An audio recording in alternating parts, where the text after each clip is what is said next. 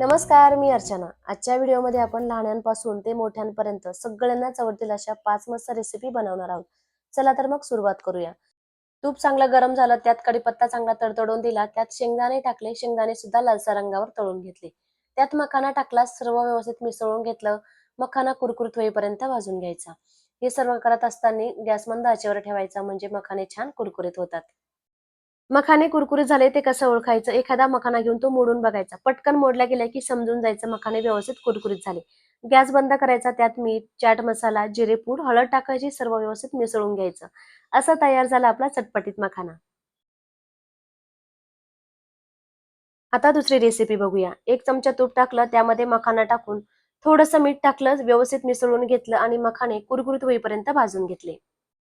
आता बदाम भाजूया. 1 चमचा तूप टाकायचं. बदाम सुद्धा खरपूस असे भाजून घ्यायचे. बदाम भाजून झाले, त्यामध्ये परत थोडंसं तूप टाकायचं आणि आपण 1 वाटी मखाना घेतला होता, त्याच वाटीने अर्धी वाटी गूळ घ्यायचा, त्यात 3 चमचे पाणी टाकायचं. सर्व व्यवस्थित मिसळून घ्यायचं आणि गुळाचा पाक करून घ्यायचा. एका ताटाला तूप लावून घ्यायचं, तोपर्यंत गुळाचा पाक सुद्धा व्यवस्थित तयार होतो.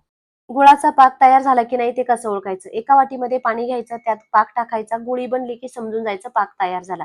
आता पाकामध्ये भाजलेले मखाने 1 चमचा तेल टाकायचे, सर्व व्यवस्थित मिसळून घ्यायचं. मिश्रण थोडंसं कोरडं झालं की तूप लावलेल्या ताटामध्ये काढून घ्यायचं आणि मिश्रण पूर्णपणे थंड होऊन द्यायचं. असा तयार झाला आपला गुळातील मखाना. आता बघूया तिसरी रेसिपी, केळीचे कुरकुरीत वेफर्स. केळीचे साल काढून पाण्यात टाकायचे.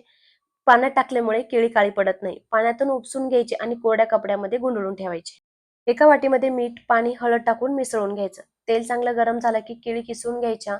त्यामध्ये जे हळदीचं आणि मिठाचं पाणी केलेलं असतं ना ते टाकायचं.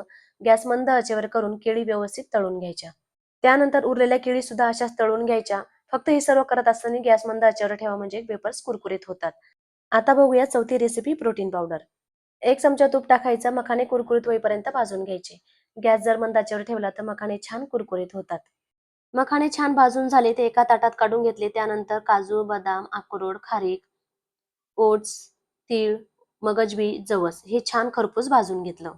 सर्व साहित्य थंड झालं आणि मिक्सरमध्ये टाकून बारीक दळून घेतलं. पूड तयार झाली, त्यामध्ये 1 चमचा वेलची पूड टाकून मिसळून घेतलं. अशी झाली आपली प्रोटीन पावडर तयार. 4 रेसिपी झाल्या, आता 5वी रेसिपी बघूया, सुके गुलाबजाम. त्यासाठी 2 वाटी तांदूळ, त्याच वाटीने 1 वाटी उडीद डाळ घेतली. एकत्र करून 2 ते 3 वेळा पाण्याने स्वच्छ धुवून 4 तास भिजत ठेवलं. डाळ आणि तांदूळ पाण्यातून उपसून घेतले. त्यामध्ये बिटाचे तुकडे टाकले. थोडं-थोडं पाणी टाकून बारीक दळून घेतलं.